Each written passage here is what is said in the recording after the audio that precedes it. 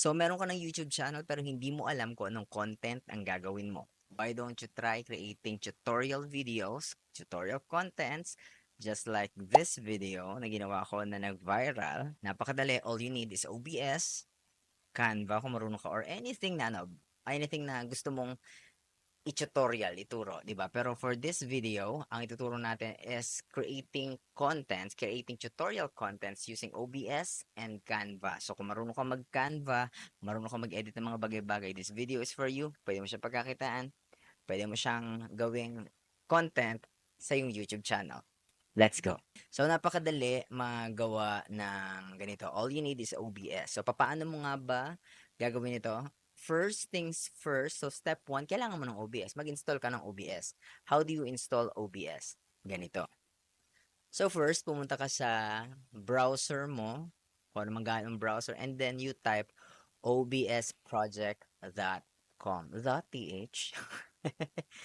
And i-click mo lang dito kung alin ang bet mo, alin talaga yung gamit mo na system. So, mine is Windows. So, you just click that and magda-download na yon here, dito sa may tabi. Wait, I'm gonna show you. Iput lang natin to. Okay. So, nakikita natin, nag-download na siya. So, you just click this and mag-i-install na yon. You wait for the pag-install na matapos. Okay. So, kunyari na-download mo na-install mo na ang iyong OBS, ganito yung lalabas doon. Here, ganito. Ganyan yung magiging itsura ng OBS. Okay. So, the next step is, dito sa scene, pwede mo tong i-rename, right-click, rename, or simply F2, lagay mo main camera. Main camera, or bahala ka kung ano gusto mong i-rename. So, yan. So, dito naman sa window na to, dito sa sources, pindutin mo tong plus sign, and then, kailangan meron kang webcam. Pwede din namang wala. So, ito yung optional. Kung may webcam ka, gusto mo nakikita yung mukha mo, you can do this. Kung hindi naman, you can do yung step 2, yung kasi nating step na nagagawin na nasa Windows capture lang and all. Tapos, pwede lang voice ka lang, or gusto mo text lang. Pero in this video, papakita ko po is yung with camera, just like yung ginagawa ko ngayon, na nakakita nyo tong windows ko, and then, kita yung camera dito sa side. Okay? So, you put the add source, ayan, click that, tapos, pindutin nyo yung video capture device. Lagay mo to, cam 1. Ayan. Click OK, and then, pili ka lang ng camera dun sa mga available na camera. So, right now, for the sake of this video, ginamit ko yung luma kong camera na napakapangit. Kita nyo naman. Kita nyo naman na ang tsaka nung pangit yung tsura. Pero for the sake of this video, yan. Sige. Click OK. Yan yung main camera mo. Yan yung magiging main camera mo. So, para doon naman sa Windows, kagaya ng nakikita nyo ngayon, na ganito. Pag main camera, ganyan. Okay? So, lalabas lang is yung pinakang main camera mo lang. Tapos, pag yung may Windows na, ganito yung kasi mong gagawin. Mag-click ka dito sa plus sign na to. Yan. And then, ikaw na bahala kung ano gusto mong i-rename for this video. Lagyan natin siya ng tutorial window. Ayan na, ilagay natin. Okay, so ano ilalagay mo dito? First, ilagay mo click mo tong window capture.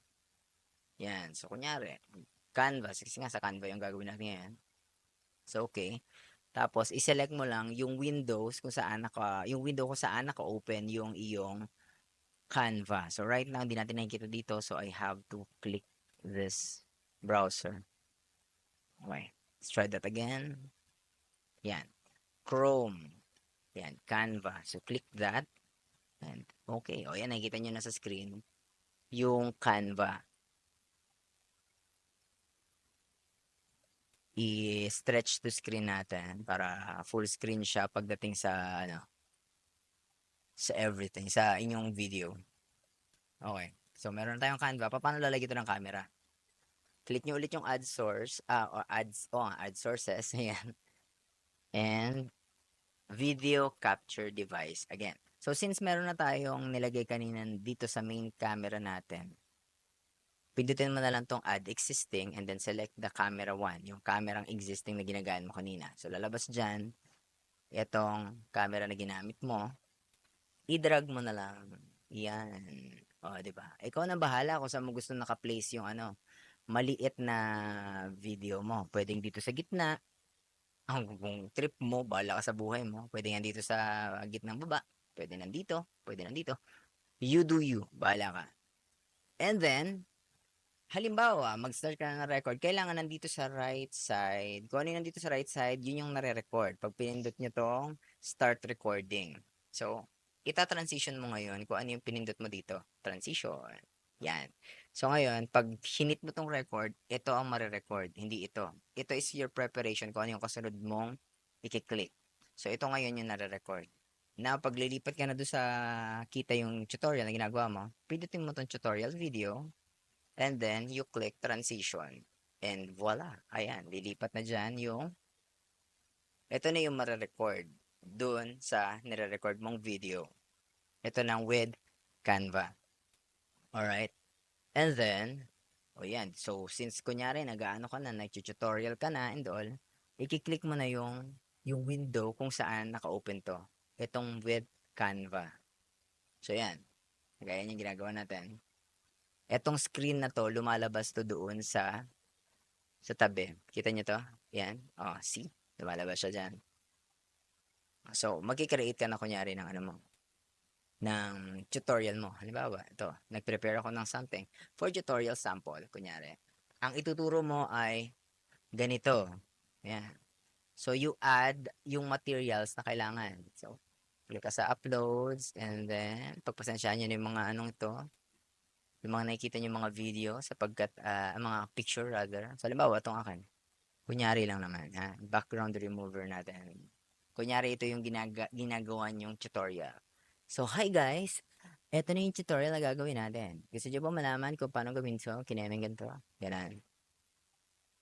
Yan, pindutin mo yan. Kunyari. Let's put my name there. Delphon. Duplicate mo. Kunyari. O, ito yung tutorial na example na ginagawa natin. Itong effects na hollow. Pero gawin nating, gawin nating white.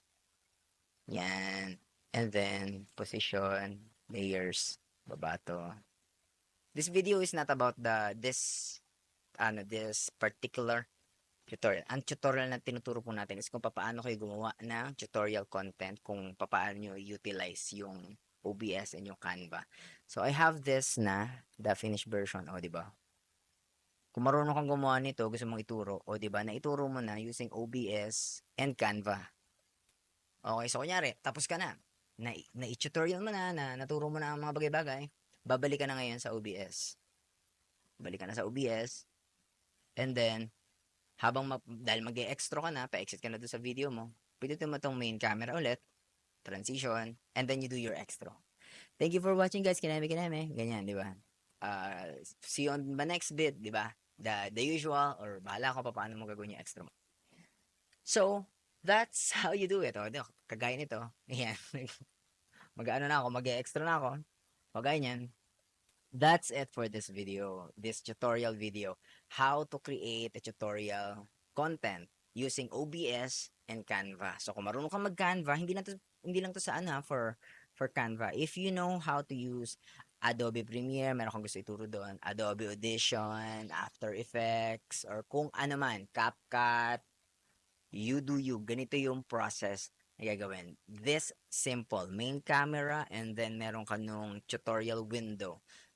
Yun lang yung i-click mo. So, nawa nagustuhan niyo po itong video na ito. If you want more videos, please hit like and consider subscribing. Thank you very much po sa mga nagsasubscribe, sa mga nagla-like. Ang dami po nagko-comment doon sa isa kong video. Hindi ko masagot lahat ng comments. Super dami niya and yeah. So, thank you very much for watching. Like, see you on my next vid. Bye. Yan lang.